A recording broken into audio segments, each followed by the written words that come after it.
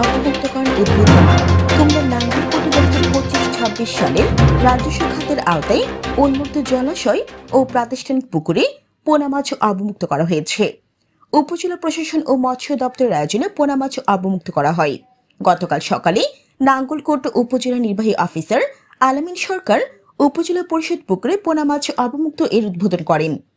এদিন উপজেলার 7টি প্রাতিষ্ঠানিক পুকুর ও 2টি উন্মুক্ত জলাশয়ে 317 কেজি রুই, মৃগা, কাতলা, কালোভয় সহ দেশি মাছের পোনা অবমুক্ত করা হয়।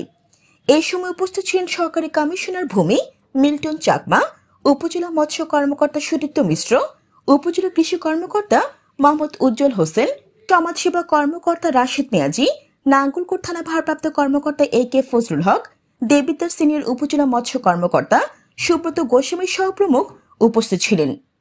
Jannatul Afsana, NNews 24 TV।